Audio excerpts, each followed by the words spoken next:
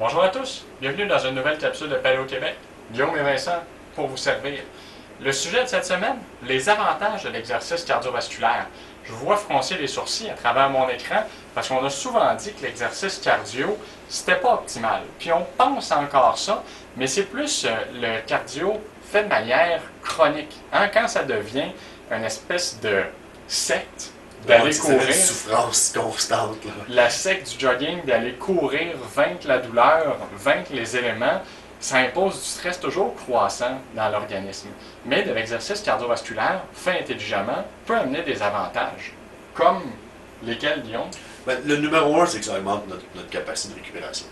Qui donc, intra- et inter-exercice. Quand on parle d'intra-exercice, ça va être par exemple, je suis en train de jouer au soccer, puis il faut que je fasse un sprint pour aller chercher le ballon, puis après ça, ok, je me calme un peu, puis j'ai un autre sprint à faire. Mais c'est que, tu sais, mon deuxième sprint, je vais avoir récupéré adéquatement si j'ai un bon cardio. Donc, pendant l'exercice, on va récupérer plus facilement entre les tâches qu'on a à faire.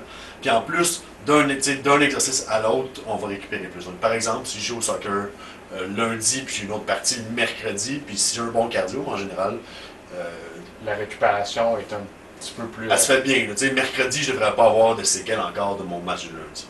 Bon. Mais est-ce que du cardio, là, tu parles de soccer, fait que c'est du jogging, c'est de la course, tout le monde se représente du cardio comme de la course. Ouais. Est-ce que c'est obligé d'être ça? Non, ça peut être juste carrément de la marche légère. C'est bon pour augmenter justement notre capacité de récupération. Puis on a plein de bénéfices juste avec ça. Sinon, tout ce qui est, on peut se déplacer en vélo, on peut faire de la randonnée. N'importe quelle activité justement qui est faite à un rythme qu'on peut soutenir longtemps sans être épuisé. Si je peux parler pendant que je le fais, puis si je peux finir puis pas être complètement épuisé, en général, c'est une activité qui va être cardio puis qui va avoir des bénéfices.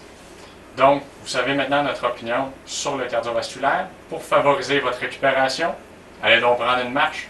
C'était Guillaume et Vincent dans une capsule de Paléo Québec. On se voit la semaine prochaine.